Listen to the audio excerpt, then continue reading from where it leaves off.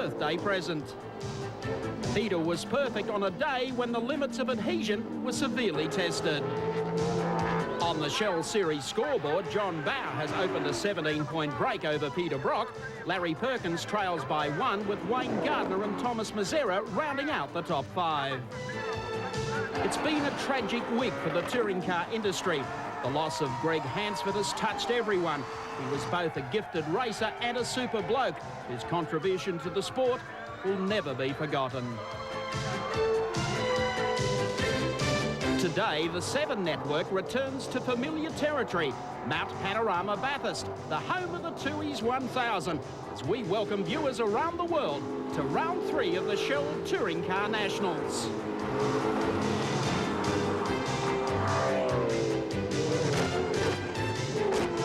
Proudly brought to you by Shell, Tooheys, Litre 10, and by Dunlop. Good afternoon, Australia. I'm Mike Raymond. Welcome to Mt Panorama, Bathurst, and round 3 of the Shell Australian Touring Car Championship. Normally, we only come here once a year for the Tooheys 1000, but Alan Moffat, a sentimental return to sprint racing at Mt Panorama. It's been a long time, and you figured in the last close result. First time in 20 years, yes, Mike. It was a very tight race between myself and Pete Gagan a few years ago. Looking at practice and qualifying yesterday, we had some sensational times. One driver we're missing today, who was going for practice yesterday, Jimmy Richards, who had a kiss with the wall on the way up the mountain, but a little bit of damage to the car, and they haven't bothered to repair it for today. No, apparently the floor pan was bent and just impossible to get fixed overnight. Well, the big news yesterday was the fast times around Mt Panorama. John Bow setting the pace in the Shell FAI Falcon with a 2:11.30. Early in the day, he went 2:10.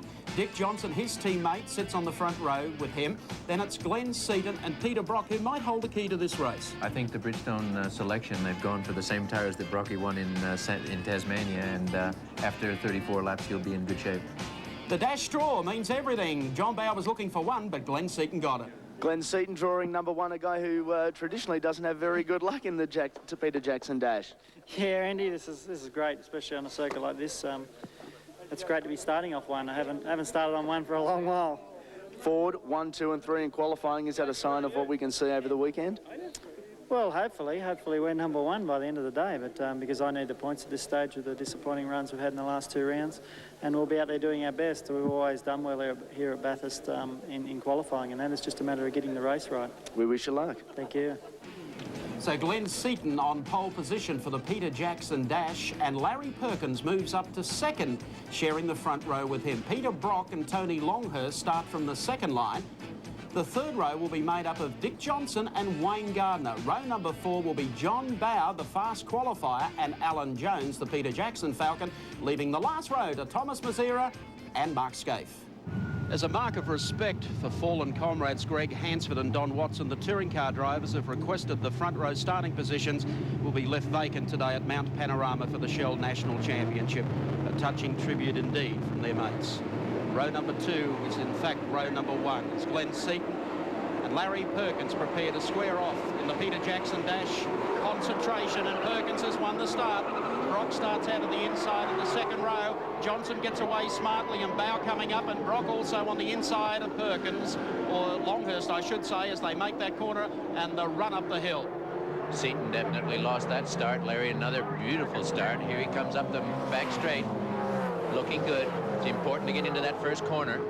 Fantastic start by the Holden Racing team there. Leapt through from the 2nd row. Peter Brock sneaks up on the inside of the Shell Falcon. Larry Perkins, though, in control here. And he tucks into 3rd position for the first run up the hill. 5 Fords and 5 Holdens in the top 10. And Tony Longhurst wants his slice of the action too. He's very aggressive here. Pushes up to 4th position in the superb Castrol Falcon as they come up toward Reed Park for the first time. Out of BP cutting, Larry Perkins looking sharp. Peter Brock sits in there, but Glenn Seaton would be kicking himself. He muffed the start as Perkins starts to get away actually from Dick Johnson. Brock's just holding down 3rd, and look at the gap it opens as John Bow doing nothing silly in the dash this morning, because he's on pole for the twin 15 lappers a little later today. Larry's always good when he's got nothing but fresh air in front of him, and he knows how important it is to stay in front of this Falcon when he gets onto Conrad for the first lap. 3 laps even around here, 18 kilometers. They've got to stay right on their mettle every second of the lap. Look at Dick Johnson starting to close here on Larry Perkins as they come down to tyre power turn. Johnson's had the speed in a straight line here at Mt Panorama along with John Bowe the last couple of days. Now it's Perkins who'll hug to the inside of Johnson. Will he make a move as they crest the top of the hill? This is where they're travelling at about 270 kilometres an hour. They come over the top, and here's the next view of them running downhill. Absolutely flat strap. Perkins the inside, and Johnson trying to squeeze, can't do it. They come down into Caltech's chase. Very dicey. Boy, those cars are moving so fast through that chase. Dick Johnson must have supreme confidence in his car. Certainly supreme confidence in himself. That's a very, very hairy move to make. But you can't lose sight of the fact that's almost 300 kilometres an hour, 180 miles an hour on the old scale down Conrod Straight. These cars are very, very fast. We don't need to tell you that. Peter Brock climbing onto the back of Dick Johnson here as they complete the first of 3 laps. Larry Perkins coming under increasing pressure as we take Dunlop Race Cam aboard Dick Johnson's Falcon EF, and he's really hammering the back of Perkins' car as they get onto Mountain Straight for the second time. Drag racing in, and look at the amount of mumbo these Shell FAO Fords have got. Johnson, see you later, Larry. The most demoralising display of big horsepower from the Shell Falcon here. He's got the line in the next turn, though. And Perkins closes it up, says, Dick, I'm back. Takes the lead again through Repco corner. And Johnson will work on him as they come down Conrod the next time. This is a fabulous race going with the top 3. Peter Brock in a watching brief in 3rd position. Brocky's picked a very hard compound tyre for the 2:15 lappers today, and he'll be checking out the speed of these Dunlop shot cars ahead of him. He'll be real happy with that 3rd place, though, Mark. He's happy knowing that he's got a combination that'll serve him well in the heats, but good on him to pick up a point here today. But Perkins out in front, knowing that if he can get 3 points before he starts the action in the first heat, he'll be a happy boy. Coming down now to Skyline through Castrol, Perkins, Johnson close, and will he make another move out of the draft on Conrod Straight? He's certainly not letting him get away. Look at that, how tight they are, and that's hard down through here. The dipper, he's less than a half a car length away from the guy in front of him. This is top driving by 3 champion drivers, each of them Bathurst winners. So it's Perkins, Johnson, Brock, Longhurst, Bowe, Seaton, Gardner, Jones, Mazur and Scape. That's the 10 in the dash as they come down Conrod Straight one more time. As Mike said, 280 kilometres an hour in a straight line down Conrod. An awesome sight for these cars as they swing through Caltech's chase. Larry Perkins and Dick Johnson well in the draft here. Tucks under the wing of the Castrol Commodore as they come around the chase for the second time. Johnson on the outside. He'll duck back in for this very difficult braking manoeuvre in a straight line. Look at the speed of these things under brakes. I think he might have given himself a bit of a fright on that opening lap, Mark. He wasn't going to do that twice, and good on him. That's a good judgment factor there. He realizes Larry's got his medal here this morning. But here we go, under brakes. He's certainly not letting him go. Larry making the right move on the inside to protect the corner. It's exactly what he should do. Coming up now, there's going to be fairly close as they take the signal for the last lap. Brocky's got onto the freight train as well. Johnson is going to make a move here, but he's going to try and get back up the inside if he can of Perkins. Perkins holds him in check. Brock sits in the draft of Dick Johnson. Then it's John Bowe, who's made a fabulous run from the back of the field as Johnson pulls alongside Perkins. Here he comes, showing it on our Castrol Oils race cam, but Perkins will try and race him. Dick's trying to get across to the right-hand side. Can't do it. Perkins shuts that option off. Fantastic. Really well done. You can see a little extra torque in the Ford motor there, holding Larry off in a straight line, passing him, in fact. But the Perkins car nailing him under brakes, and Dick just can't make the move. Can't get around. That'll be a pretty promising show for Larry Perkins. He said at Simmons Plains he was demoralised by the amount of power the Shell Falcons have, but gee, he's holding Johnson gear change for gear change there. That shows a lot of promise, particularly on a big power circuit like Mt Panorama. Perkins leads him across the top once again. They come beneath the Two East Bridge, and this is almost a reenactment of several Two East 1000s that we've seen at Mt Panorama. The big guns are coming through here, and we believe the boot lid of Perkins' car. I don't know if he's getting a more of an aerodynamic lift here, but it will lift it. There it is, yes. Yep. So it hasn't worried Larry. Well, the air will be pushing it down. It'll have to work hard to come up any further than that. Through the Firestone Dipper and heading down to tyre power turn. Will Johnson mount a challenge in this final lap on Conrod Straight? Brock sits there. They make the exit to this turn now, the wide open spaces of Conrod. Well, the Mobil 1 car is sitting very nicely. I think Peter will be very happy with his performance, knowing that he didn't do as well as he would have liked to have in qualifying. Coming up to the top of the hill, look at Johnson trying to signal if he can get down the inside. Next shot shows you side by side, 300 kilometres an hour into the right-hander and down into Caltech's chase. Perkins, who sets a car up, engineers a car, then drives it to perfection. He comes out of the turn in the Castrol Commodore. Dick Johnson in the Shell FAI Ford, and Peter Brock in the Mobile Commodore. Will Johnson have enough to slip down the inside? No, sir. Lightning Larry will strike in the Shell National Championship Day as the checkered flag comes out, and Larry Perkins beats Dick Johnson, Peter Brock and John Bower across the line here at Mt Panorama.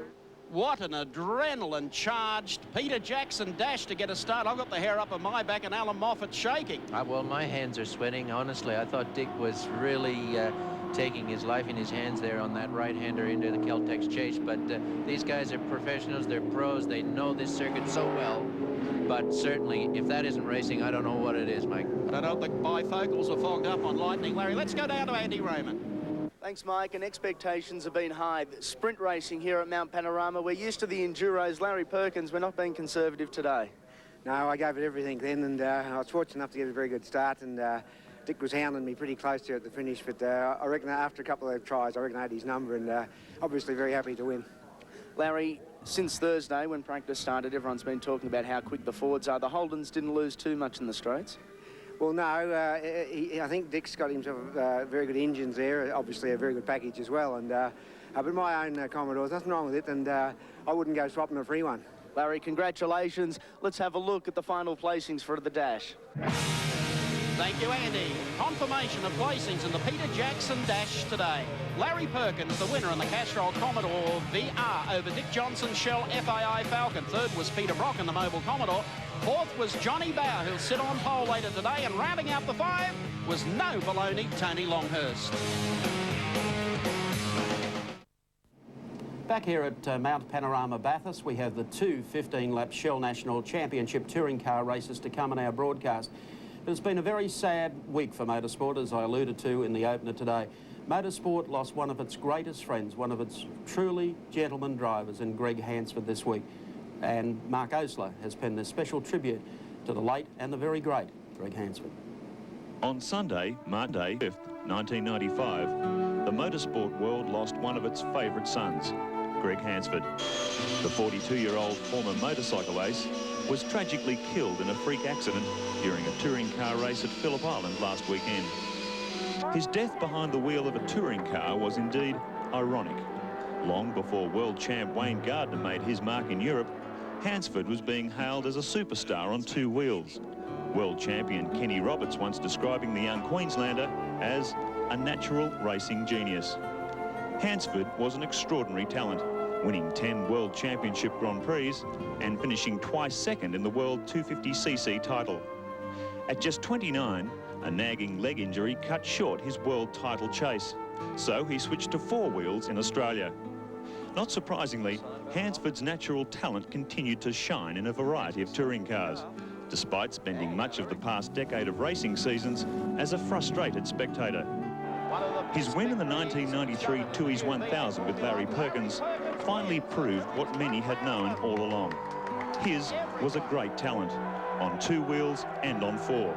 And it led to him finally landing the regular touring car ride, which eluded him for so long. Hansford's death has struck at the hearts of Australia's motorsport community like no other. I've really lost a genuine competitor and a very humble guy, and one that many will sorely miss him. There's no doubt this week I've been thinking about coming here and the dangers of the sport. On Thursday, the motor racing world said final farewells to the man affectionately known as Harry. Greg Hansford was indeed one of the greats, a great sportsman and a great bloke.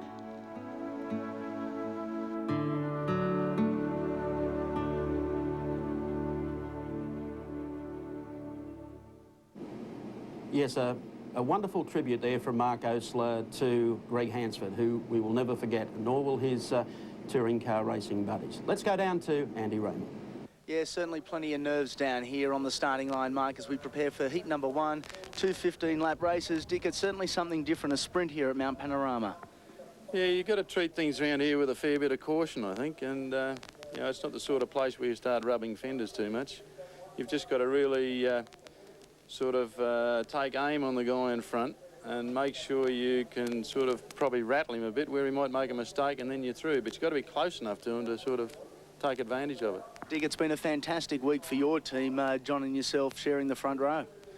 Yeah, it's been good. It's all due to the amount of work the guys have been putting in since, like, even prior to Bathurst last year, and certainly in the early rounds of the Touring Car Championship. You know, we've sort of got the cars going very well. Dick, we certainly wish you all the best. Thanks, Andy. Thank you, Andy. Time to look at the lineup now for race 1, round 3 of the Shell Australian Touring Car Championship that sees John Bowe in the Shell Falcon and his team partner Dick Johnson sharing the front row. Row number 2 is Glenn Seaton in the Peter Jackson Falcon and Peter Brock in the Mobile Commodore. Out of row 3, Mark Scape in the Winfield Racing Commodore ahead of 015 Thomas Mazera. Row 4, car 11, Larry Perkins, and 35, Alan Jones. Row number 5, Tony Longhurst in the Castrol Falcon and Wayne Gardner in the Coke Commodore. Row 6, Neil Crompton in the second of the Coke machines and Phil Ward in the Nokia Commodore VP. Out of row 7, car 3, Trevor Ashby in the Lansvale Smash Repairs Commodore ahead of 24, Paul Romano. Row 8, car 49, David Attard in the Alcare air conditioning car, and 38, Mark Pull in the Privateer Commodore. Row number 9 is John Trimble in the Daily Planet Falcon. Car number 74, Kevin Heffernan in the Price Attack Commodore VP. Row number 10, Wayne Russell in the Roadchill Express Commodore, and Bill O'Brien of the ACT in the Everlast Batteries Commodore. Plenty of V8s at Bathurst here today. Row 11, the back row, Mark Larkham debuting the new Mitre 10 Falcon, and alongside him 27, Terry Finnegan. Those two Shell FAI Falcons sit on the front row. John Bowe, pole, Dick Johnson alongside. Time to go for sprint racing at Mt Panorama. John Bowe's buried it. Dick got away smartly as they headed off the line. But they're side by side. Brock made a big move there, tried to get up amongst them, and Perkins came up smartly. Oh, the two Coke cars, I don't believe it. And Wayne Gardner and Neil Crompton come together in the first turn. The two teammates on the first corner. I think they're cleared up. The yellow flags are waving, but meanwhile the charge continues up Mountain Straight. And true to qualifying form, it's Johnny Bowe, car 18, head of Dick Johnson, the second Shell Falcon. Then it's Brock, and the first of the Peter Jackson Falcons as they swing up toward the cutting. Thomas Mazera also making a big start as Tony Longhurst got sideways. Or it could have even been Larry halfway up the hill. Very skatey. Both the Castrol cars running there together. Everybody's very, very excited here, Mark. The bloody zeal that is required to keep these things going in a frame of mind of knowing that 13 flat-out laps, it's going to be very hard. I sympathize with him. Across the top toward McPhillamy Park for the first time around. Johnson pops a wheel up on the inside of the ripple strip as they head down toward McPhillamy Park. They come through Castrol. Brock sitting in behind them. Keeping in mind, Brock, when he qualified, did his fastest time on lap 34 of staying out there. So Brock has got a tyre set up for this race. If he can stay with them in the early part, he'll be pure dynamite by the time the second heat comes around. I don't think there's any doubt of that, Mike. He found a winning combination. Simmons Plains going with the harder rubber. He wore the rest of the opposition down, and boy, he's got plenty of speed aboard 05 today with these harder tyres. So keep an eye on Rocky as the laps unfold at Mt Panorama today. Track temperatures a bit higher. Pretty warm day here at Bathurst. A strong westerly breeze blowing across the track, so it may play havoc with tyre temperatures as the race wears on. Here they come downhill now for the run. The right-hander, John Bowe. He just put a front wheel over the white line. Brock a dab of the brakes as Johnson closes it up behind John Bowe to Caltech's chase for the first time. Top 10 cars under the existing lap record in qualifying. John Bowe, 0.8 of a second faster than Seaton was here at the Tooheys 1000 last year. Just an indication of the unbelievable rate of development in V8 touring car racing today. Bowe leads them across, true to form. He's got Johnson tucked in behind him as they come across. Then it's Seaton, Brock, and we take Dunlop Race Cam aboard Dick Johnson's Shell 17 Falcon as they brake hard and swing up Mountain Straight for the second time. Bowe gets a little bit out of shape. Johnson actually backed off there to stay out of the back of the car. Looked like John may have missed a gear. Oh, we've got Brocky in trouble. Yes. Actually, that was more than a little bit of a wiggle from John Bowe. And the suggestion is probably oil on the track. That could even be from the spin that we saw there with Wayne Gardner and Neil Crompton. Not very often that Brock gets caught out, so no doubt something they didn't see. Yeah, well, John got a wiggle on there and Dick got right off the gas, so there may be something slippery on that corner, but hasn't disrupted the leading bunch. Bowe leads Johnson through. Then we've got Seaton, Mazera, Scaife, Jones, Tony Longhurst, Phil Ward in the Nokia entry. They pick their way up toward the cutting for the second time. Alan Heafy team manager for Coca-Cola, you couldn't have had a worse nightmare than this. Well, certainly not the way to start the race. We were looking forward to having a good race. Everything was looking pretty good. We just wanted to be consistent and get into the points again like we have been for the last couple of races, but apparently a car touched Wayne, bounced off Wayne, hit Neil and took both of them out, and Neil's car is pretty badly damaged. We may be able to get Wayne's back in for the next race, but until we get it back and have a look, we're not sure. Mate, we certainly wish you all the best and hope to see you in Heat 2. Thanks, mate. Thank you. Thanks, Andy. Always a tragedy when you lose two. The whole idea of having a two-car team is that it can't possibly happen to both of them, and I sympathize for them. A fine prepared team and great drivers wanting to get out here and get the practice and get a run on the boards, and both looking at the race. There go the flying forwards of the Dick Johnson team as they come downhill again, and Dick saying, hey, I'm ready to challenge you. Really, for the brilliance of race cam, you really can't bring the speed of those cars come through there. They actually turn to the left, then switch across to the right through that sweep at 280 kilometres an hour. You stand next to the track and they just punch such a hole in the air, it almost knocks you off your feet. They really are just going so quickly around here. John Bauer, as Dick Johnson's Dunlop race cam shows, in command here as we clock up 3 laps in this first 15-lap encounter. Showing how close the Dick's been running. That's not rain on the windscreen. A little bit of smudging coming off the car in front of him. And that's a euphemism for oil for anybody that doesn't understand the lingo. But here we go up Mountain Straight, and Dick was really hauling the mile here this morning in the Peter Jackson Dash. Here he comes now actually into the slipstream. Now you can see him accelerating as he gets into the wind blockage that John's providing for him. On go the number 18 brakes. Dicey corner here. Had my spin here in my day. Very important to come up here as fast as you can because it's a steep hill. BP cutting. Mark just said a moment ago that standing down there for the warm-up this morning, watching these cars punch down Conrod Straight yesterday with Alan Moffat, Richie Cornford and Johnny Goss. Even you winced yesterday at the speed of the cars. Yes, I did. And not just the noise hearing them coming down, but just the absolute fearless approach that they're taking to Castrol Chase. And not that this is any chicken run across here. Here we got a fantastic shot of them going over Skyline, and as you can, why they call it Skyline, that's all you see is daylight. Well, the Shell boys may be dominating at the front, as you can see this great shot from 7 race cam, but Glenn Seaton, currently the fastest man on the circuit, he's just fired off at 2:14.5. And I know that Glenn and Alan Jones have been complaining they're lacking the horsepower of these Johnson cars, but boy, they're circulating pretty quickly around here at the moment. Just follow this down Conrod Straight, and then we'll go down to the pits in a second. Andy Raymond getting both Wayne Gardner and Neil Crompton together, but just listen to the pitch of the engine.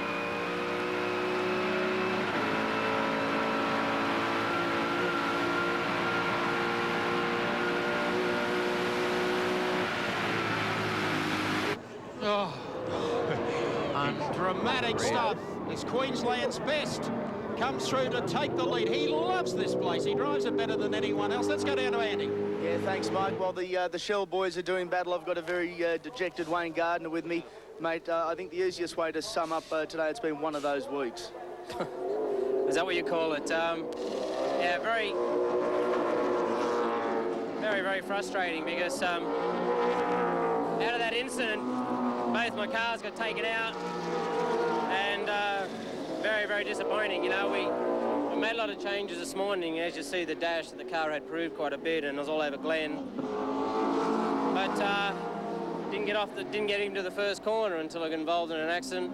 Looked like Neil had been hit by Phil Ward, got into a spin, took me out, and both of us went off, and somewhere or other Wardy got out of the whole thing. So very disappointing. But what can you do? Mate, we hope to see you back. Yeah, I'll be back. I'll try and get it fixed for the second one, but I can't believe this has even happened, you know. Bad luck, buddy. Thank you. Yes, a disappointed Wayne Gardner. And here is the battle between the FORDs as Glenn Seaton now picks up the pace. They come under the Tooheys Bridge.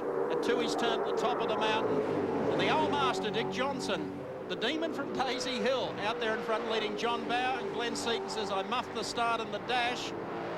But at least the pole setter's falling back into my clutches. They are flying, Mike, honestly. This will be promising stuff for Glenn. As I said before, he's been complaining about a lack of horsepower. Is he having a go at John Bauer there? No, he tucks in for the run down to the dipper once again.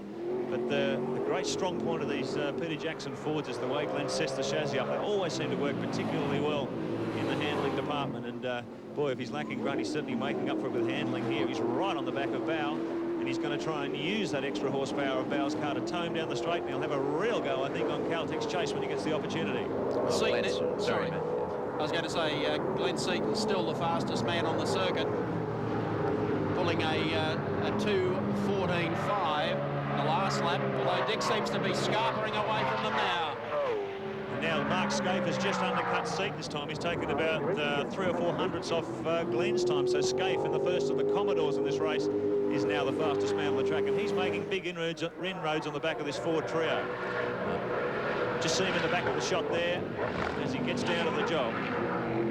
As you mentioned, Mike, Dick really loves this place. He's done extremely well here over many, many years, and another thing he loves to do is to supervise the engine development. He's a very keen and astute selector of what has to go into the engines. He's got great fellows working on the engines, but he doesn't just let it happen, and it is nice to see him out here enjoying his own fruits. Sure is. Got a great battle going here. Let's check him out for you on the Shell race score. A little bit of sprinting at Mt Panorama. Dick Johnson, the veteran, leads. Teammate John Bower. Glenn Seaton runs in third. Mark Scaife now up to fourth, and Larry Perkins clawing his way back to fifth. Don't go away. There's the gap as Dick Johnson gets away from them over the top of the hill, and he comes heading down here to Caltech's Chase again. John Bower goes through. Yeah, that even scared the living daylights out of our cameraman. I tell you what, Johnson looks sharp here today. Are you on Stimorol or steroids? Must be steroids, I think, but I don't know whose they are. Well, I thought you were taking the Synovus every day. You told me that yesterday. Oh, hang on. It's supposed to be a plug for my sponsors, not yours. Dick, you're looking strong. How good does the car feel? The car feels great, but I can't see a damn thing. Because Bowie chucked up all this oil on the windscreen. Yeah. And it's sort of like looking through a broken sheet of glass. Yeah, we can see that as the camera comes round. Oh, you got the good side. Yeah, and comfortable. Oh, thanks very much. How bad was the oil in that first turn the second time you came round? Oh, I think it was cross your fingers and hope for the best deal. Well, that's exactly what it was. Okay, you're making this look easy. Have a fine day. We're following Larry Perkins as we go outside under the front spoiler here of Larry's car. He comes down the Conrod Straight, and that's Mark Scaife just ahead of him, and he's actually been clawing away and pulling Scaife back. Look at the amount of fuel they're tipping through these Chevy V8s, Alan. A big plume of black smoke coming out of the exhaust. It's very hard to get accurate figures on how much power they're producing, but some say in the region of 570, 580, which is... getting up there. Yeah, that's a lot of grunt. For 5 litres, you know, that's no taxi motor. So Larry Perkins closing in on the back of Mark Scaife. The Winfield #1. Jimmy Richards, of course, not competing today after that shunt. Yesterday afternoon, the team deciding not to try and repair the car and send it back to Melbourne. So Scaife, the lone representative here, and doing a great job in 4th place. And boy, isn't he having a difficult championship at 95. Yes, he's carrying the one on the side of the Winfield Commodore, and but unfortunately the Shell team have started this season the way the Winfield team started season 94. Apart from the fact, of course, that Mark Scaife was so lucky in that practice accident he had at Eastern Creek. He missed a round of the championship. Now you're going to see some fascinating shots as they work their way up the mountain, and the engineer is at work. This really is one of the most evocative views you'll ever see at Motorsport. A fabulous low angle from the front spoiler of Larry Perkins' Castrol Commodore. You're looking right under the tail of the Winfield machine as they head up across the top of the mountain. Look how busy that suspension is as it hops and jumps across the road, oversteer, understeer as he tries to get the power to the ground. It really is the most incredible view, Alan. Don't think he can't feel that wiggling either. That's just the suspension at work, and he can make the right judgment going into a corner and getting the car set up. But once the rear end decides, hey, I'm part of this equation, and starts that wiggling, the driver feels it. Here's Larry having to follow the brake lights now. This is extremely hard. Look, we're getting dizzy watching this. Larry just has to hit his gas pedal in sync with Mark. When he sees the brake lights go on, he must brake as well. He can't drive into him. Just a little lock up there. Just look at, too, the driving technique there. He's braking as he's cornering. He's right on that balance between braking and sliding the car. Really, that is absolutely on the limit, isn't it? Exactly. Glenn Glenn Seaton, despite that tremendous charge in the opening third of this race, really has stabilised his position behind John Bowe. Mark Scaife and Larry Perkins run 4th and 5th. That's the order. And behind them, Thomas Mazera in 6th, Alan Jones 7th, Peter Brock is 8th, Tony Longhurst 9th, and Phil Ward is in 10th spot in the Nokia Commodore. There's the gap. Coming up now is Mark Scaife, and Larry is closing all over him. That's Thomas Mazera, a lonely drive here for Thomas and also for Alan Jones.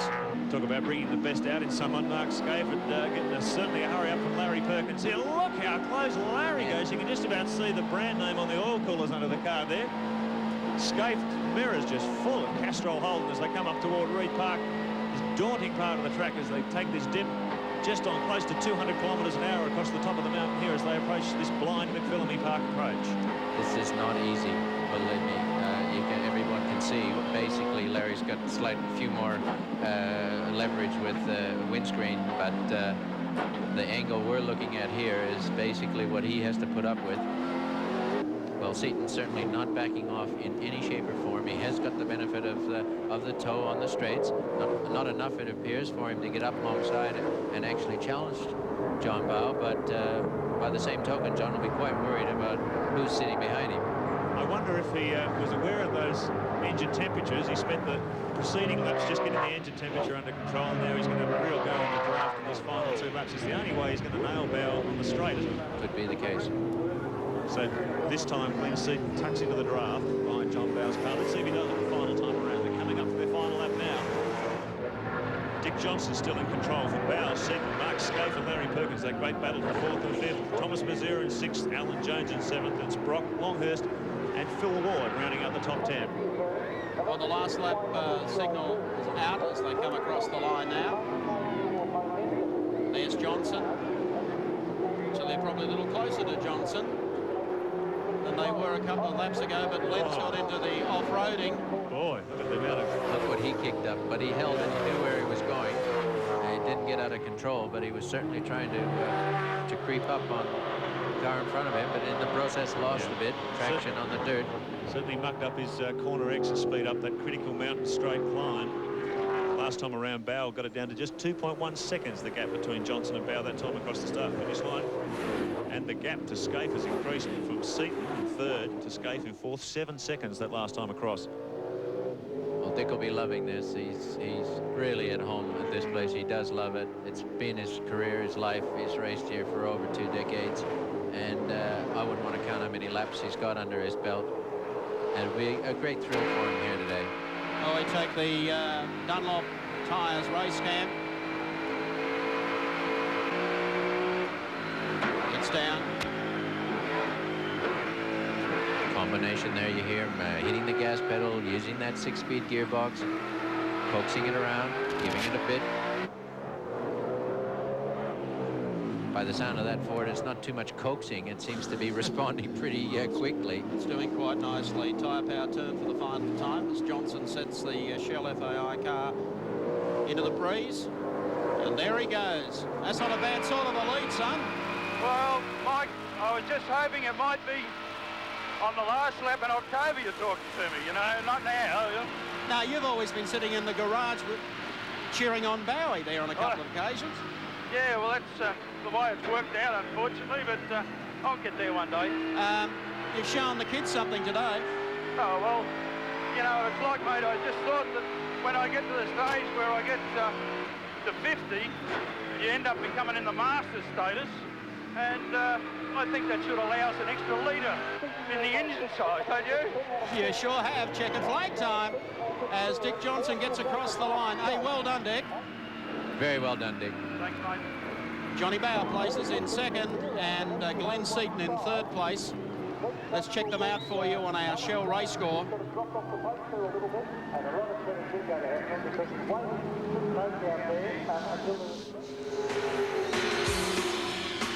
Dickie Johnson of Queensland, 1-2 for the Shell team. John Bowe places 2nd. Glenn Seaton was 3rd. Mark Scaife was 4th. Larry Perkins rounded out 5. 6th spot to Thomas Mazera. 7th was Alan Jones. 8th Peter Brock. 9th Tony Longhurst. And 10th was Phil Ward.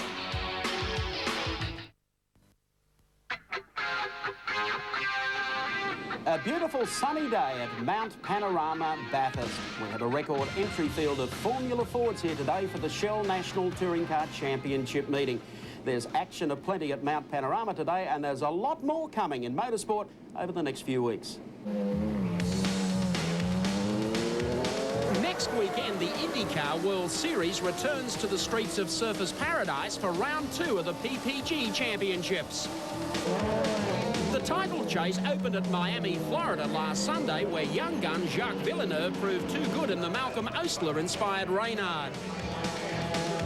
Michael Andretti was the toast of the coast last year, and despite the track's intimidating concrete walls, he sold on the place. It's different because it's very fast, very long straightaways, and basically a lot of chicanes. So, you know, you can make up a little bit but with your driving, you know, if you're very aggressive, you can go a little quicker. I think for a street course, it's a very, very nice, probably one of the nicest. You get long straight lines, so high speed with good braking. And that's what you need on a racetrack. You need some long straight lines with good braking for it to be interesting, and I think Australia's got that. Sunday, March 26, marks the start of the World 500cc Motorcycle Championship season at Sydney's Eastern Creek. Mick Doohan and Darryl Beattie carry the hopes of most Aussies as the curtain goes up on a series likely to be dominated once again by Honda, and Quick Mick in particular. Then on Sunday, April 9, it's round 4 of the Shell Australian Touring Car Nationals from Phillip Island in Victoria. Glenn Seaton dominated last year's championship races at the island, but season 95 carries no such guarantees. And if you can't be there, join us here on 7 for all the action.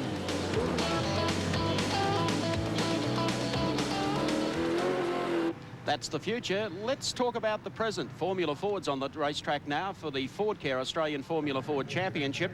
Guys are all warming up the tyres. Here's the top dozen for you. Jason Bright sits on pole with a 2:25.16. And Gavin Monaghan in the Anchorage Van Diemen out of position number 2. Row number 2 is Mark Webber, 2:26.58. And out of 4 is Con Taparis in the Adjip Van Diemen. Row number 3, Tremaine Dickinson with a 2:27.37. Ashley Cutchie starts out of position number 6. Row number 4, Mark Noski, and sharing that row with him will be Jason Bargwana. Row number 5 is Paul Stevenson and Jeff Walters, and rounding out the top dozen, Stephen Boulden and Mal Rose. Bringing the engines up, full revs now as we prepare for the start. Gavin Monaghan and Jason Bright ready to go at Mt Panorama with the Formula Ford National Championship round. And actually, I think it was Gavin Monaghan on the outside who got the jump over Jason Bright as they head up here to the left-hander. Sure did. Great start from Gavin Monaghan there. The man currently running second in the championship. He's got to get some points up on Jason Bright, so this will be an absorbing battle. 5 laps around the 6.213 kilometre mountain circuit. And boy, you talk to these guys after qualifying, it's a pretty intimidating place and little open wheeler, Alan. I can't imagine anything worse for anyone that's come here for the first time, because being in such a low configuration, and those walls would look twice as high as they do to a touring car driver.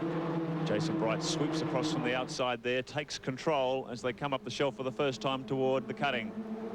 Jason Bright, fastest man in qualifying, top 3 cars under the existing lap records of the Formula Ford's very quick here at Mt Panorama this weekend. So it's Bright, leads them across the top, and there's Gavin Monaghan, the Anchorage Van Diemen. A little gap back to the first of the Ajip AMSA cars. Down into Firestone and the Dipper. Single file through here. Mark mentioned it's a fairly intimidating place, Mt Panorama, in a touring car. You can imagine what it's like in a Formula Ford. Well, these things are pretty quick in a straight line, not a lot of frontal area. I think top speeds on Conrod Straight exceeding 240 kilometres an hour. Very, very fast as they thread their way down this like a concrete tunnel down here, Conrod Straight. And they form this traditional Congo line, this big aerodynamic train as they try and get some aerodynamic benefit from the car in front. Pick up a few revs and pick up some speed, and Monaghan's done that very effectively too. A great tow from the back of Jason Bright's car as they come down through Caltech's chase for the first time. Very aggressive run from Monaghan. This is a man with a mission. He's been running in Formula Ford for a couple of years at the pointy end of the field, but he hasn't quite cracked it for the championship. This time he sees this year as his best chance yet. He leads them down toward pit straight for the first time. There's Jason Bright, and I think it's Paris in third position and Mark Webber, the sensation of the wet race at Sandown, in fourth position as they come across the start-finish line for the first time. Look at this pack of cars. Mark Webber made a big move down on the inside, and he's bucking and weaving here, trying to get the inside line. He's back and forth here. As long as he stays in the Congo line, Mike, he'll be happy there, although he's elected to pull out rather quickly. That's a bit of a strange move. He must feel confident that he's got the power to pass the fellow alongside him. He's done that nicely, but at their peril, anyone will jump out of this Congo line and they'll lose the aerodynamic effect. Look at this battle for first position. We saw them fight this way on the first lap through. This time Monahan tucks in behind Bright. Couldn't get that position back as they come up the shelf for the second time toward the cutting.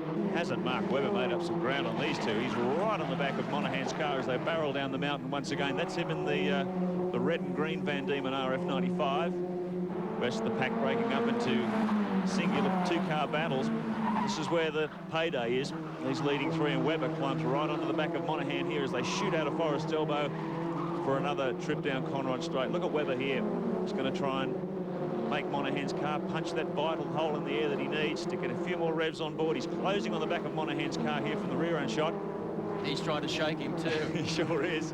And ducks out of the draft, and you can see how unstable the cars get when they jump into that hard air, but he hasn't been able to do anything about it. Monahan shuts the door. Not quite enough, but Webber gets very, very skating off the ideal racing line there. Did a good job to hold it. I think he was just being a bit too creative there, Mark, and got himself unsettled. Fastest part of the track, not the place to be unsettled. You want to just breathe on that steering wheel. Here's someone's gone in, not looking too good. Not too far off the track either. No, he's caught it up there on the edge. I think it's just the approach to the dipper at the top of the mountain. Can't see what number it is, but the yellow flags will be raking vigorously by the time these guys come around again. Monahan, very, very smooth manoeuvre there. Ducks out of Jason Bright's draft as they come up pit straight, and he's got a faster run up Mountain Straight. Let's see if Bright got a good run, and Webber all the time ducking left, right, trying to look for a hole between these two. Coming under increasing pressure, Webber now uses the draft from Monahan to take advantage of that lead. He jumps past Bright. He goes up the inside. They're side by side, three abreast, in fact, as they come up toward Repco Corner. Who's going to give in? Monahan goes wide. Webber's got the racing line, and he's done it. He's done a fabulous job here, Webber. He's been a little nervous in jumping out of the draft on a couple of occasions, but he's fought his way to the front. Give him 10 out of 10 for that. Monahan's race is far from over, though. He was able to come back on the opening lap and take the lead on Conrod. We'll wait and see what he can do with Mark Webber this time. Other two have gathered him up again, and he's not going to be as confident going up Mountain Straight. We may have three of them going into Repco for the right-hander at the end of Mountain Straight. 3 laps down, 2 to go. We've gone half distance, and these guys, don't they know it? You've got to get that critical fast run out of the corner up the Mountain Straight. Here they go again. 3 abreast as they come over the crest up toward Repco Corner. Webber ducks into the draft behind Monahan. He's going to have a look down the inside, but Monahan covers his ground very effectively there. Bright can't do anything about it on the outside, so Monahan takes the lead again. Terrific racing. No fear from Mark Webber. He just got right into the midst of that battle there, used the aerodynamic advantage, pushed his way up to second place. Couldn't do anything about Bright on the entrance to Caltex Chase that time. He's got one more lap to do it in. Tremendously evenly matched cars and drivers. Webber, he's going to go. Oh, we got one in big trouble. I think it's the end of Caltex Chase. Bit of fire from the gearbox. 24 that's gone upside down. That's Gary Gassati. But as you can see, Gary says that was a heck of a ride. Very wisely out of the car in a hurry over the wall. Looking at what happened, he's happy. That's testament to the safety of the modern race car and indeed the track improvements here. He's hit the kitty litter and the car stopped. He stepped out remarkably without a crash. Let's have a look at this on the Tui's Blue replay. Really riding that one out. Gary Gassati, car number 24, and over she goes. That was a heck of a ride, Alan. That'll be one that he won't forget for a while. He'll play that one to his grandchildren. But as Mark said, well-engineered car, and he fortunately just walked away from it. Beautiful. They're on their last lap now, and this battle royal at the front of the field. Gavin Monahan has taken back the lead. Mark Webber still sits in second place. Jason Bright, the poleman, has now gone back to third. They've actually brought a couple of cars up with them. But this is where the action is in this race. Ashley Cutchy and Paris, the battle for fourth and fifth, are hop behind this leading trio.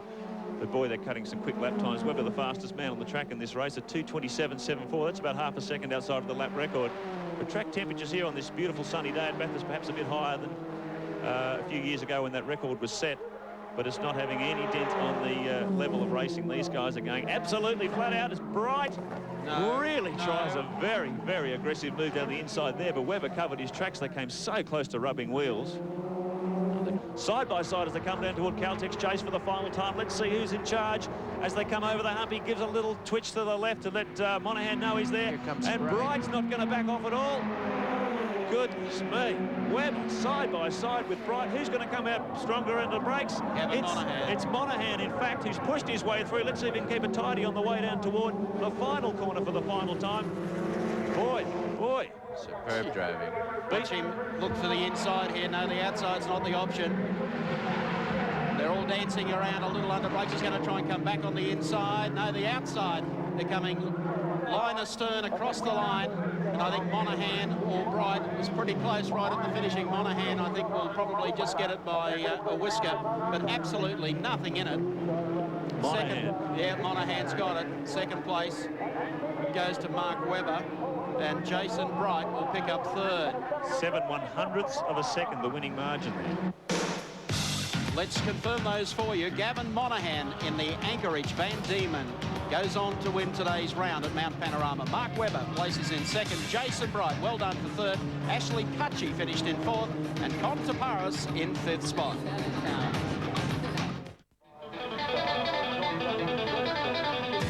Well, back here at Mt Panorama, we've got the HQ Holdens for Coca-Cola. Greg King on pole position and Bob Hepburn alongside. Carl Troffer starts out of the inside of row 2 with Stephen Butchart. Row number 3, Michael Simpson and Jason Tilley, Graham Opperly and Paul Axick as they get off the starting line. 5 of the best at Mt Panorama, and Mark Osler, just look at that full grid. Have you ever seen a field that big? 41 cars. Goodness me. Oh, one's been tapped at the first corner. We've got mayhem here. Don't go to the rough. Broken glass. Looks like a smash-up derby at PCR. Look at them all over the kitty litter here. That'll make second row boys feel very good, because these blokes are going nowhere. They can't get out of that. He's in more strife than Greg Norman. There's one trying to dig himself an even deeper hole. Let's have a look at this on the Tui's Blue replay. All under control in the yellow one here, spearing through, and he absolutely starts. What's that, number 3 in trouble there? Got a bit out of shape. Russell Becker, in fact, the former Formula Ford racer. And boy, he's copped it from both ends. Well, after that one, he'll be known as Becker the Pecker. So here they thread their way across the mountain for the first time. Well, there was absolute carnage there at the first corner. There were 10 cars involved in that. But the leaders, meanwhile, have picked through that the damage. Greg King, the man who was on pole position in qualifying, the fastest of this massive field of 41 cars, and in his rightful position as he leads them down the mountain for the first time. Down through the dipper. 1, 2, 3, 4 they go. And sort of reminds you of the old series production days about 20 years ago, Alan. Well, it does, Mark, and I was just thinking that the last time a big-bodied Holden like this won a big Bathurst event was Colin Bond in 1969. Oh, they're having their troubles with the Bathurst circuit, these guys. Oh, good night. Oh, look at them all. Well, they wanted to test the sand traps today. They've done that. Shane Cowham in there too. We've got one over on its side. Can't quite see the number there. We've lost, I think, 20 cars, this 40-car field in the first half a lap.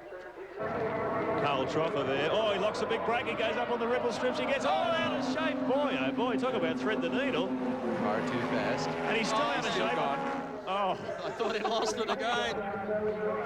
How do you think the adrenaline's pumping down, Carl? I think that was about the most spectacular 400 metres of racetrack he's ever driven in his life. It hasn't done him a huge advantage. He's pulled up one position there to third. Carl Troffer in the purple HQ, car 2. Well, Carl Troffer could be the man to watch here.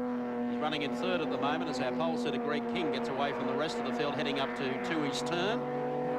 Pretty well flat out here. There'll only be one position on the floorboard, straight on the floor, just trying to wind them up and taking advantage a bit of the topography here, coming down a little bit of a dip as they go through the left-hander and slide up here. Now they got to start thinking about this break here for the left-hander, and they know they've got a few of their mates in there to remind them what can happen. Was Rommel through here earlier today? Earlier there. Another one up on the curb. He's really flirting with catastrophe there. It's a good battle here. Laurie Gatt climbing all over the back of Kellan's car. This is the battle for 6th and 7th position. is they're fascinating to watch here under brakes for those fortunate to have some. This turn here leading up toward McPhillamy Park. It's one heck of a good stretch of road, Alan. Yes, it is. Just set the car here, get the springs. Boing. Yes, well, I didn't have the right word, Mike. That's exactly right. And it's a good reminder to get the corner right too, isn't it? If you have a little look over there to the right, you've got the spread all over the sand trap out there. Here's our leaders. Greg King, Steve Butchard's just a little bit closer this time though. Sure is. 3.5 laps down. The last lap board as they come across the start-finish line this time. Let's see a Butchard, who has been quite a competitive campaigner in HQ racing since it was invented several years ago.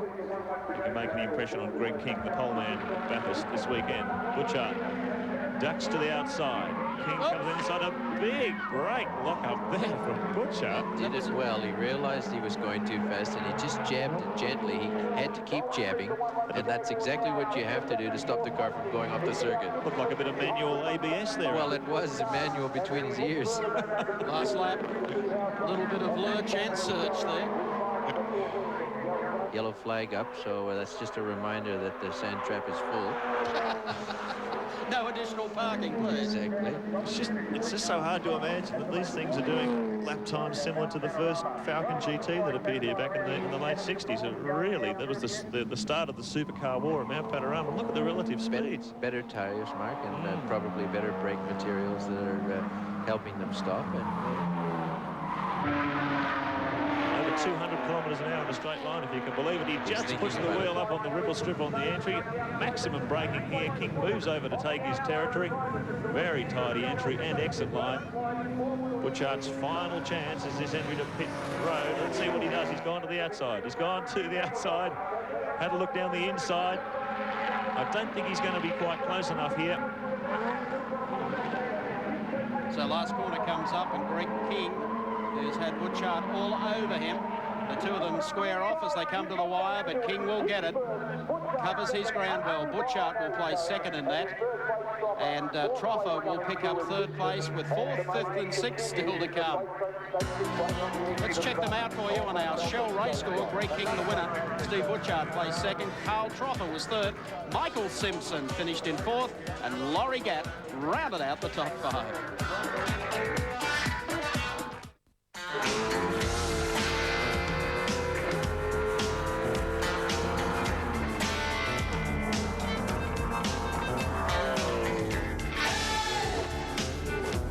Oh yes, we just love those great V8s here at Mt Panorama. And Alan, we have the Shell team, 1-2 for the second heat, but Peter Brock, who was able to come good at Simmons Plains a few weeks ago, he's going to face a hard job in this one. well, I'm sure he'll have his mind on the job. He just got caught short in a bit of oil there in the opening laps of that first heat.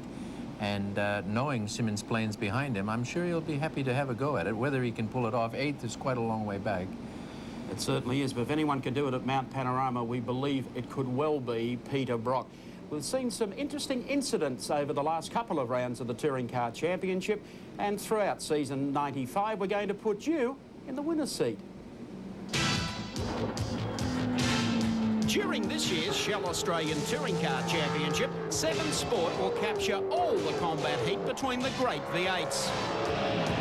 For you at home, there's the opportunity to participate in our Mitre 10 Magic Moments competition.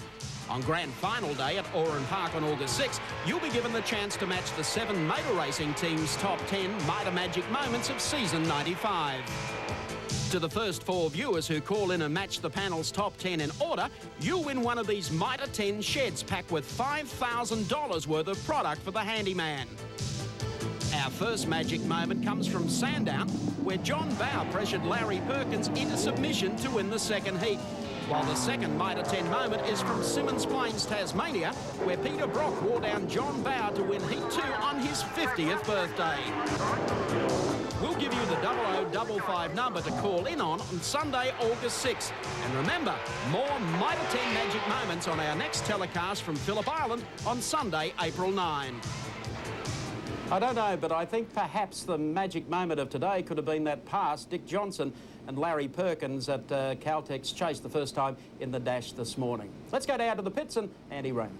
Yeah, thanks, Mike. A guy who's had plenty of magic moments and a very distinguished career is with me now, and no doubt, Peter, you'd like one more magic moment in the heat number 2. Be very nice, be very nice. Being a born optimist, of course, 8th on the grid, I could just see that gap opening up in front of me and just blasting through into the lead. Up this way, they say you can walk on water, but can you do it from position number 8? Well, I didn't walk too well on water in that first heat. I hit that water on the first corner. I tell you what, the car took off. But position 8, a bit difficult. It is a bit difficult. Things will have to fall my way, but that's what happens in motor racing. Things just fall your way, and it's someone falls by the wayside, overbrakes into a corner, and you go slip through. Can happen. Pete, we certainly wish you all the best, guys. Let's have a look at the full grid. Thank you, Andy. It looks something like this for heat number 2. Dickie Johnson and John Bower share the front line in the Shell FAI Falcons. In row number 2 is Glenn Seaton, the Peter Jackson Falcon, and Mark Scaife in the Winfield Racing Commodore. Row 3 is Larry Perkins, the Castrol Commodore, and Thomas Mazira in the Mobile Commodore. Row 4, Alan Jones, the PJ Falcon, and 05, Peter Perfect. Row number 5, Tony Longhurst in the Castrol Falcon, and from position number 6 is Phil Ward in the Nokia Commodore. Row 6, Paul Romano of Queensland in the Commodore. Then it's David Attard in the Alcare Air Conditioning Commodore. Row 7 inside, John Trimble in the Daily Planet Machine, and 38, Mark Poole in the Holden Commodore. And row 8 is Kevin Heffernan in the Price Attack Commodore, and Wayne Russell in the Roadchill Express Commodore. Row 9, Bill O'Brien in the Everlast Batteries Commodore, Mark Larkham in the Mitre 10 Falcon EF. Row 10 is Terry Finnegan in the Sony Ultra Auto Sound Commodore, and Trevor Ashby in the Lansvale Smash Repairs Commodore.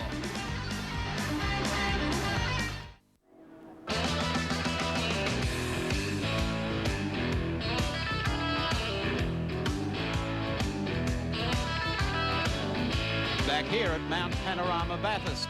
Just a section of the huge crowd. Ford supporters, Holden supporters. They're all here for round 3 of the Shell Australian Touring Car Championship. A crowd of just a few under 23,000, 22,880 people. That's very good. Here's the championship point score to date. 88 points to John Bower, 65 to Larry Perkins. Peter Brock is on 57, 48 to Thomas Mazira, and 1 back behind Thomas is Dick Johnson. Set for a start.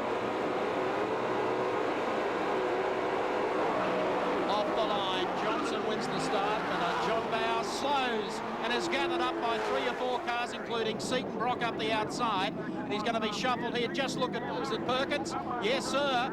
There goes John Bower. He's in the rough, but he gets out of there. And Dickie Johnson goes up to lead the championship race number 2. What a terrible start there from John Bower. Goodness me, he got right over in the dirt, all the loose stuff. That's given Glenn Seaton and Alan Jones there in 4th position a huge advantage as they come up the Shell for the first time. Thomas Mazira in 3rd. Tell you what, Dick Johnson's very lucky too to recover from what was essentially a poor start. He got pushed along and virtually recovered in 2nd gear, but luckily still out there in front now and be happy to capitalize on the lead. The one guy who wants to capitalise today is going to be Larry Perkins. And Perkins will be looking for a very strong finish here. And the more cars he can get the distance between himself and John Bower, the better it'll be on the Shell scorecard. They come across the mountain for the first time. Thomas Mazira, who is showing great reliability over the last couple of championship rounds, but the Holden Racing team, as we understand just before this race, have been pinged $5,000 for each of their 2 cars over rev limiters yesterday in qualifying. Infringement of the rev limiter. Yeah, apparently the 2 Holden Racing Team cars have regularly been exceeding the 7,500 RPM rev limit set on this class throughout Saturday's practice and qualifying. You know what they could do? They could actually get Larry to put a good rev limiter in for them. He'd know how. They come down the straight, heading towards Caltex Chase and Dickie Johnson. What a day he's enjoying at Mt Panorama, Bathurst. He's stretching that lead, and watch him come downhill now as Mark Scaife makes a run on Alan Jones. Here they come. Scaife out of the slipstream, up on the inside of Jones. Takes 1. Nicely done. If you thought the camera was a little wavy, there's a westerly howling through here this afternoon, just before the start of this heat. Pretty hard on our cameraman and our 7 team here. It's blowing an enormous amount of grass and rubbish onto the track too. You can see it blowing all over the place as the cars come through. Seaton now, very competitive run here in Heat 2. He's up to 2nd. Thomas Mazira also in a Bridgestone shot car with Seaton in 3rd. Then it's Scaife pushing up with Alan Jones and Larry Perkins trying to make that big impression on the lead as they come round for the first time. From a standing start at 2:15.96 for Johnson. That's quick off the grid. Boy, oh boy, aren't they pushing it here. I tell you, it's looking strong. That's Thomas coming up on the outside here of Glenn Seaton to hurry him along a bit. There'll be no conserving in heat number 2. I'll tell you what, he's proven at Symmons Plains. He understands good race setup. He's got the car set up very well here on hard tyres. Like goes side by side with Alan Jones. Those Glenn Seaton, sorry. Side by side out of Repco corner. There's still door handle as they come up toward the cutting. Who's going to get in? Glenn forced him over onto the curve there. That would have lost a few RPM, but he managed to hold off on the shelf and get through the cutting. Little disappointing for Glenn, who were closed up behind John Bow in the first heat. But now the Holdens are having their say in race number 2. Who looked after their tyres in race 1 could almost dictate the outcome of race 2. Well, Thomas Mazera, like his teammate Peter Brock, going for a particularly hard tyre compound here, as he did at Symmons Plains, and he came on gangbusters at Symmons. I think he finished 3rd down there behind Brocky and John Bow, and he's showing that race form and that race setup here in the second heat. He's got the bit between his teeth, and there's nothing like racing right alongside someone around a circuit like Bathurst. It takes up your overall momentum. It really gets you going. Just look at all the bits and pieces. A lot of leaves getting blown down, and we'll be watching. You'll almost be able to see them in the radiator inlet. Look, they're blowing along on the aftermath of the... There's Mark Scaife starting to get very close. It's in the draft to Glenn Seaton. They come running down here towards the right-hand kick. Mazera goes through. Does he go through? Boy. Oh, Scaife gets very, very close under brakes. The crowd cheering there as he puts the front spoiler of the Winfield car right under the back of Seaton's Falcon as they come down to braking for pitch brake once again. Seaton's got his ground covered. Mazera opening up a car length or 2 on this pair. So as they come across the start-finish line for the second time, it's Johnson in control from Mazera in second, Glenn Seaton, Mark Scaife, Larry Perkins, Alan Jones, Tony Longhurst, Phil Ward up to 8th. And John Bow still way down the order after that altercation on the first corner. You can't make any mistakes in this class, Mark. Honestly, the cars are so competitive amongst the top 10 cars. The slightest mistake, anything, and you're gone. And the fact that John Bow was up there running so strong in second in the first heat, and now we don't even see him in picture, is an indication of just what these cars are doing at the front of the field. They're not mucking about here either. They're instantly down to the 2-minute 14-second bracket. The fastest man on the track at the moment is Johnny Bow. He's back in 8th position, but he's just fired off a 14.5, and he'll be on the prowl. 14.7 to Johnson the last time around as he continues to lead it. The battle for second, though, was closed up with Mazera, Glenn Seaton and Mark Scaife. And just wait, give it another lap and a half, and the man with the bifocals is going to be sitting there behind him, Larry Perkins. Yes, there's anybody's position here for a second, I would say. All of these fellows have got the flag in their sights. Well, Scaife's cutting the quickest times of this bunch too. He's in the 14s, low 14s as well, so some more speed coming out of the Winfield Commodore in heat 2. Glenn Seaton very fast again through the dipper. Here's Larry through the dipper on that Castrol race cam. Little left-hander, fade right here. This is trickier than it looks. You have to be in a straight line before you can slam on the brakes. Tight left-hander, just missed that tire power wall. It's one wall Dick Johnson will never forget. In qualifying many years ago, wrecked his Falcon, but not today. Here's Scaife in the draft. Go Dickie. Johnson sprinting away at the front. Thomas Mazera holding second position. Glenn Seaton with his mirrors full of Mark Scaife's Commodore here. Larry Perkins trying to make an impression. Scaife very, very, very strong under brakes into there. Gee, he closes right on the bumper of Seaton's car. But in other parts of the circuit, Seaton's quicker, but overall, that times at the moment, Scaife is motoring a bit quicker than Seaton at this stage. Just look at the way that Larry Perkins has been able to pick up the front-running freight train, and Alan Jones is only one spot back behind. So Thomas made the bolt, Dick's got away, and Glenn Seaton can't do anything with Mazera. Scaife would love to do something with Seaton, and Larry would just love to do it to all of them. There he goes, carrying our Castrol race cam as he heads up Mountain Straight yet again, coming up to Repco. Building up to in the region of 240, 250 kilometres an hour as they just slam on the brakes for this uphill braking area. Bang, through the gears. There he goes back to third, only 5th up Mountain Straight. They don't have enough enough distance to get her into 6th, and you saw Larry just go from 5th to 3rd, now up to 4th, up the shelf. Let's just see what he picks up there. He obviously slapped her down, can't say the direction. I would think would have to be 2nd gear out of the cutting. But lightning changes. No synchro rings in these Hollinger gearboxes, which are made in Melbourne. Great innovative engineer, Peter Hollinger. And every car in this field has got the Hollinger 6-speed gearbox. Come across Castrol Skyline again. Glenn a little closer this time to Thomas Mazzera. Keep in mind, back in the pack, John Bowe still in 8th position, but boy, isn't he motoring. He's just fired off a new lap record of 2:13.61 seconds. Well, he knows that he's throwing a lot of points away, Mark, and obviously wants to get back onto this freight train, but being such a short number of laps, 15 around here, doubt whether he can get there. Throwing up plenty of dust there from Mazzera as he clips the outside of the circuit and gives Seaton a windscreen full of rocks and grass. Glenn ducks out of the draft again. I wonder if he's having that overheating we mentioned earlier on. He doesn't sit right under the wing of the car in front. He could be just being cautious, knowing that he can't do it too long. But that's what the gauges are on the dashboard for. He'll be monitoring that. He'll feel it. Just locked up on the way in. He's feeling the pressure here. Scape really closing on him as they slow from 280 kilometres an hour in Caltech's chase. Seaton just locking a brake on the inside as the car got a little bit unstable. Mazzera, meantime, doing a tidy job at the front of this pack as Castrol race cam shows us quite graphically Larry at the back of this quartet. And it's really a repeat of Heat 1. He's trying everything he can to get on Scape, but the two cars so evenly matched around the full distance. Watch this for the gap. Now, John Bowe is getting closer to this group. There's Jones, there's Bowe. Just came through. Now, these guys can't do much more about it.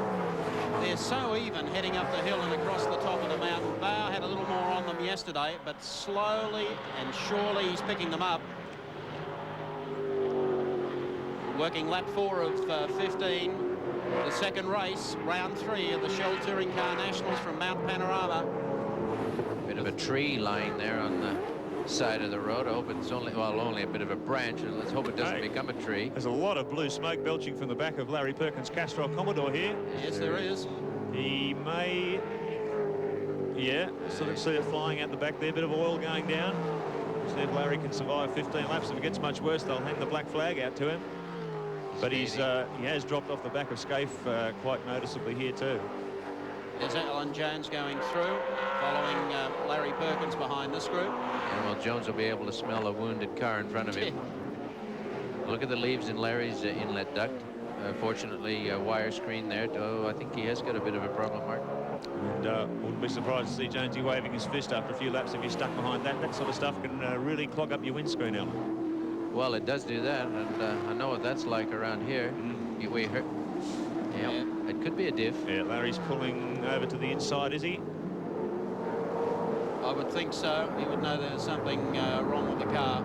If it's a diff, it'll actually overheat, and the gears will just start grinding themselves into razor blades, and the car will demonstrably slow down. He's watching his rearview mirror. He's wary of the fact that he might be holding somebody up. Tell you what, he's not backing off at all. They've got to catch him. That shows you the level of driving. There's a guy doing almost 300 kilometers down the straight, looking in his rearview mirror to make sure that he's not really putting himself out for the guy behind. The really impressive charge here must be John Bowe and Peter Brock behind him. They're both down into the 2-minute 13-second bracket on a serious charge here. They both ran wide on that first corner, and they're trying to make amends with some super quick lap times. They come through the turn.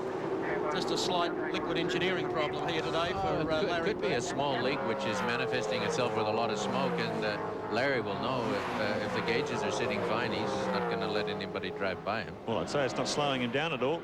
Alan Jones just sitting in behind Perkins at the moment. Teammate Glenn Seaton up in third. Scaife. There's Larry.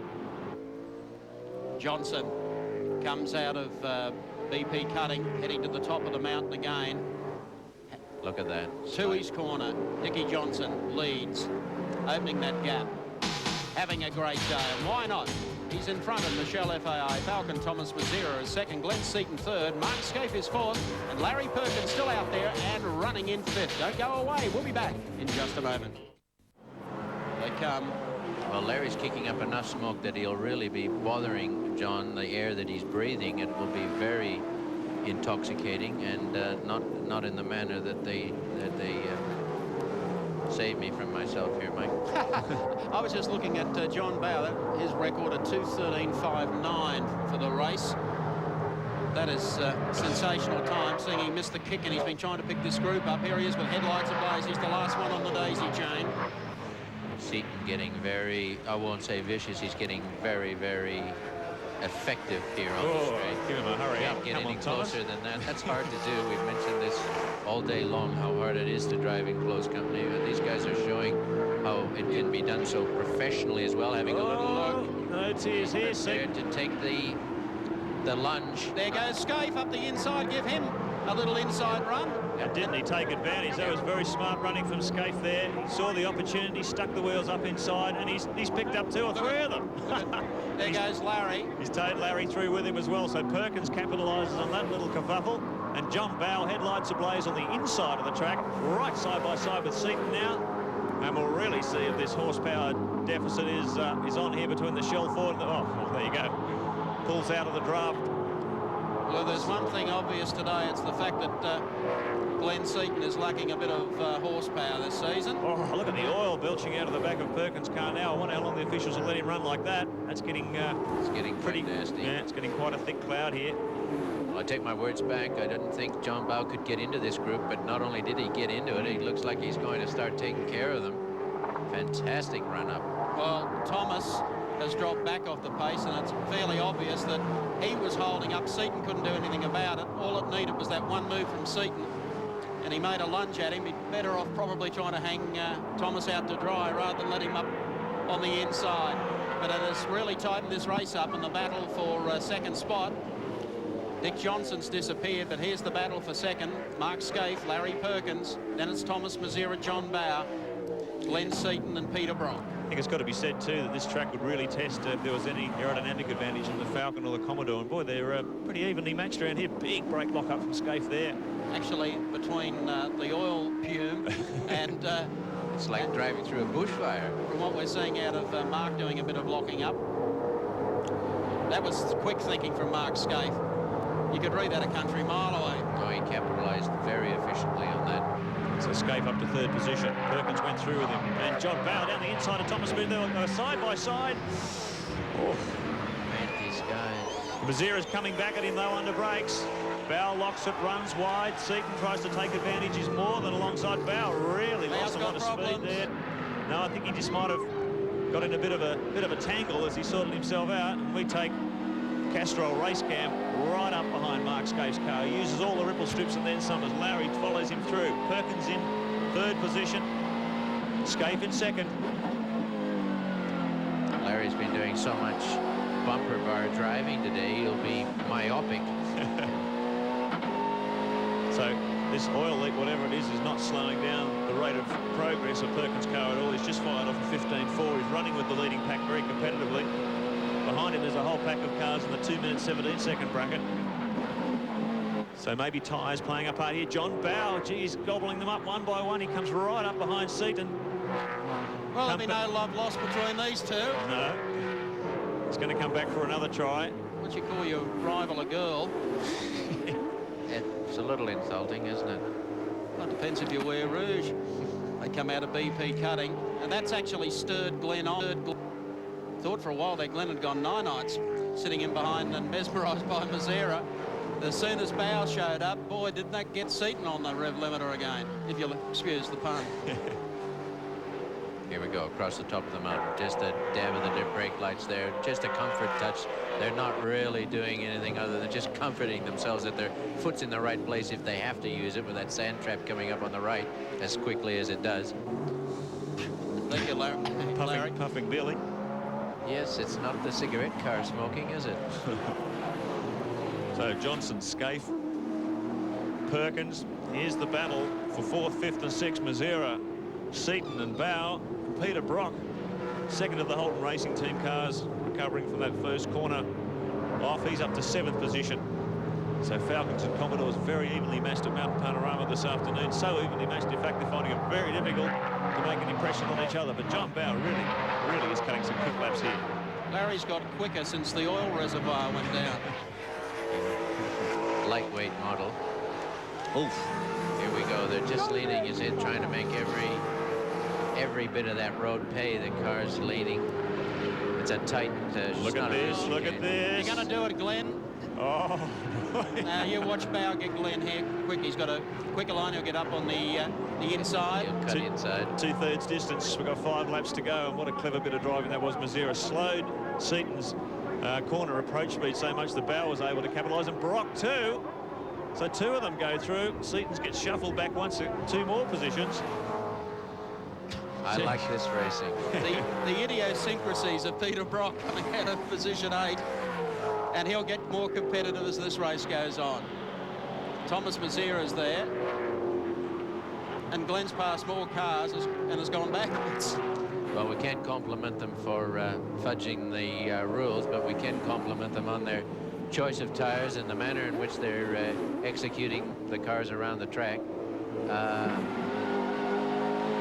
Go board, Castrol Race Cam. The front spoiler of Larry Perkins' Commodore VR. And as these great shots showed in Heat 1, a really tremendous view of a 200-kilometre-hour ride across the top of Mt Panorama. And it just gives you an idea of just how fine these guys are riding the line between concrete walls. They really... Just look at how close those walls are, Mark. This is a fabulous angle, and it might not be exactly the driving angle, but it's certainly what the driver is having to feed around between these walls. Look how close they go there. There wouldn't be 6 inches on the inside of the concrete wall. Look at Scaife there. You reckon he's touching the wall there. Fabulous. Down on a Conrod, a great thrill for every driver that ever gets on a Conrod. You just look down there, you can see practically to Sydney. Well, if you can, you're heading in the wrong direction, son. Orange, yes. I got my directions wrong. Okay. Look at this, and a kick to the right. 7,500 RPM, 280 clicks. Yes, they choose their diff ratios just to make it peak at that spot on the track. Whatever else they locking up. Mazera locks up big time, and Bowe capitalises on a little move at Brock. Meanwhile, tries to move up on his teammate. Brock's Thomas isn't having any of that. Let's see if Thomas squeezes them on the inside of the racing line once again. Mazera wants his slice of the action, as does Seaton moving back in. Hey, are you lonely? You got to be joking. Oh, I just thought you mightn't have been busy for a while.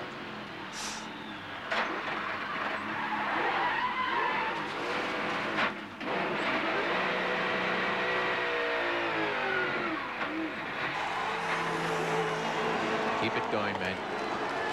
Can you believe that? Dick Johnson straight into it, right at the end of Caltech's chase, went in, just lost it, and he's back now in the clutches of Glenn Seaton. Oh, he's damaged his rear wing too. I think he might have clipped the wall there.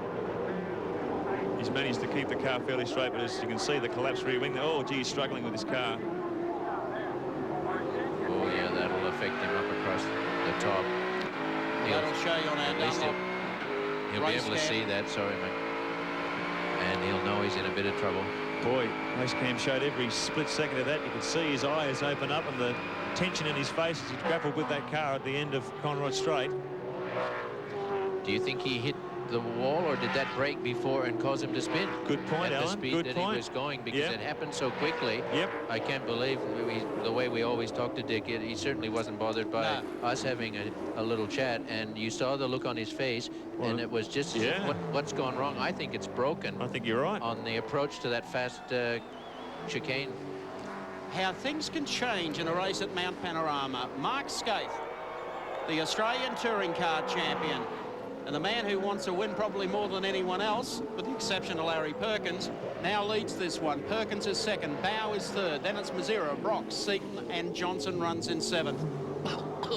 As they said with Larry Larry won't give up this one easily, although had Mark having got by him as an indication that he wants to continue there. So Yokohama in front for the first time this weekend, followed by the Dunlops on Perkins' car.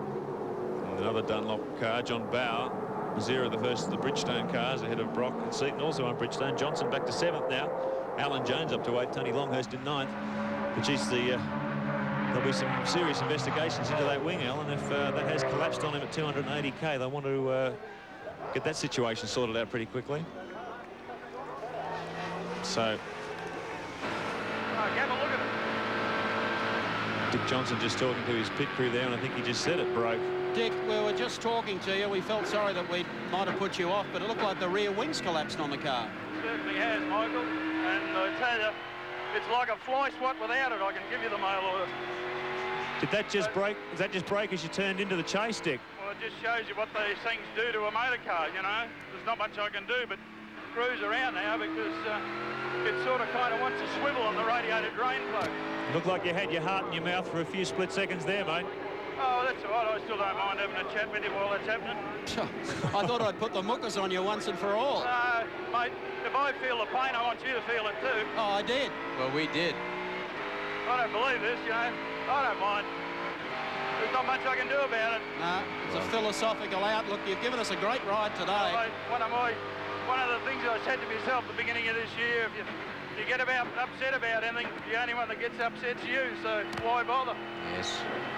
Well, you're taking the champion approach, mate. That's what you are. Thanks, Dick. Oh, geez, you would have... Dickie Johnson still doing a good job, and he's still out there battling on. In the meantime, Mark Scaife has opened this up with 2 laps to go.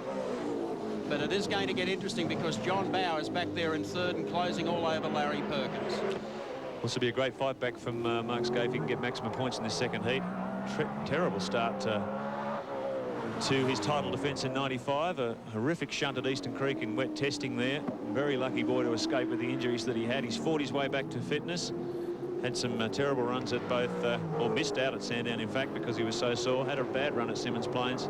And now he's opening up his title chase points book here today. John Bowe, meanwhile, slides down the inside of Larry Perkins. This is on for young and old now.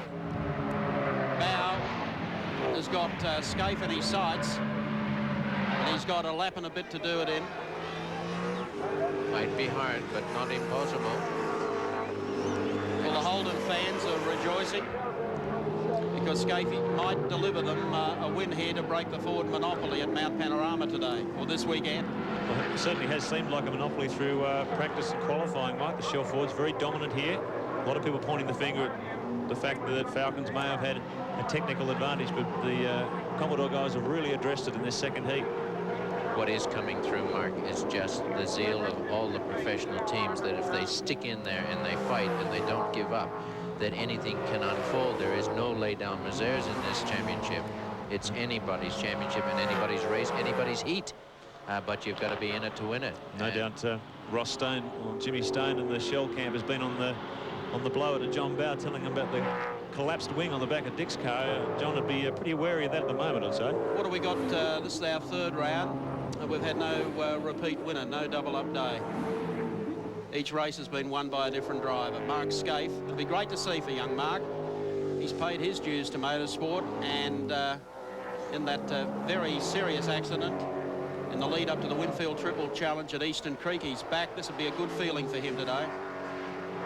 He heads across the top of the mountain where the Holden fans. And for the team too, Mike, it's been a long, long drought for these guys. They haven't won a race, a touring car race of any kind, since Malala last year. I think it was the 8th round of the Touring Car Championship. So it's been a very, very long time off the podium for Mark Scaife and Jimmy Richards. This is a good return to form for these guys. Well, John Bowe still chasing hard.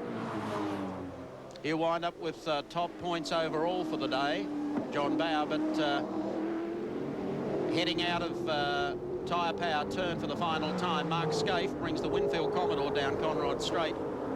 John Bowe still runs in 2nd. Larry Perkins is 3rd. That'll do his points some good, and Mazira is next, followed by Seaton Brock. Alan Jones, Tony Longhurst and Dick Johnson is 9th. Trevor Ashby is 10th. Looking good out in front. Holden fans are happy too. Yep. Everyone's had a result here today at Mt Panorama.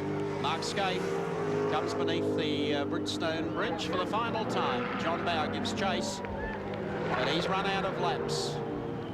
And what appeared to be a Ford domination of this weekend, Holden spoils the party. Mark Scaife wins race 2 of round 3. John Bow takes second. Larry Perkins comes across the line in third, followed by Thomas Mazzera, Glenn Seaton, Peter Brock, Alan Jones, Tony Longhurst, Dick Johnson and Trevor Ashby. Let's confirm those for you on the Shell race score. Mark Scaife, the winner of race 2 here today. John Bow placed in second.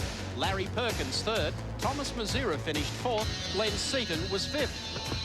In 6th place, Peter Brock. 7th, Alan Jones. Tony Longhurst finishes in 8th. Dick Johnson in 9th. And Trevor Ashby 10th. We'll be back at the Mount in just a tick. Welcome back to Mt Panorama. Winners are grinners. This is round 3 of the Shell Australian Touring Car Championship. 3rd place, congratulations, Larry Perkins. Thank you.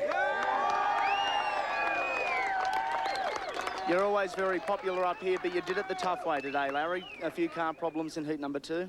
Yeah, I made it tough for myself. I got a bit adventurous, I think, on the start, and on the first corner I cracked me sump, and I'm sure that was that real good Castrol GTX going out the back there in smoke, and finally, with one lap to go, I ran out of oil pressure, and I just had to hope it didn't blow up and hand it over to young Bowie, who was pressing right on. But congratulations to Scaife, he had a real good race. Well done, Larry, in 2nd place. Great to see you back after a very nasty crash earlier this year. Back in the points, Mark Scaife. Mark, obviously, we're all delighted for you, but this is a personal one. Yeah, no, it's great. It's obviously great for the team. The boys have worked very, very hard, and you know, with the incident with Jim on Friday, we've only had to run 1 car this weekend. So the guys have worked especially hard, and you know, I hope this is a good sign for the rest of the season for us. We certainly do too. Congratulations. In 1st place, there was certainly no doubting it. A few problems in heat number 2. Congratulations, John Bow. At this stage, I'll ask Ross Brodie, the motorsport manager for Shell, to present John with the winner's garland and the trophy. John, a very busy day at the office, a lot of fun out there, and gee, this V8 racing is extremely close. Well, Andy, it's fantastic. It's a great effort by the team, but I'd like to dedicate this win to the memory of Greg Hansford, who had some fantastic victories here. He was a great bloke, and we all miss him very much. John, very well spoken. We congratulate you. We congratulate Shell, FAI and all your sponsors. A tremendous job. The 3 winners here. Let's have a look at the points after round 3 in the 95 Championship. Thank you, Andy. John Bow leads the championship points table on 104. 79 points and running in 2nd is Larry Perkins and the Castrol Commodore.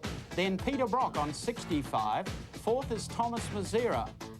5th, Dick Johnson.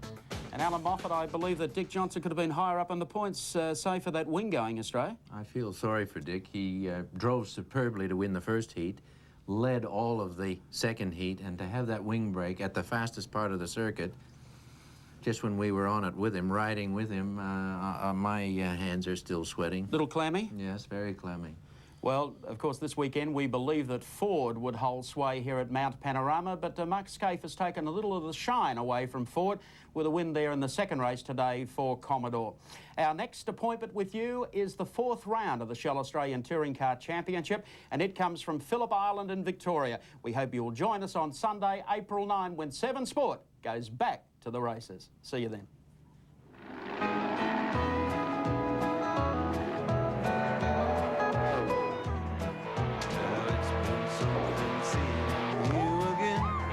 This time we've had to spend, you've been so good to be around. I thank you for this special trip. Keep me going on until the next time I'm in town. Oh, I'll be back for a while. I'll hear you laughing, see you smile. I'll remember what went down.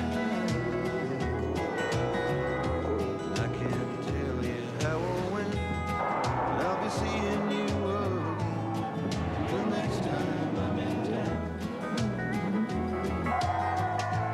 Till the next time I'm in town. This motor racing presentation has been brought to you by Shell, Tui's, Mitre 10, and by Dunlop.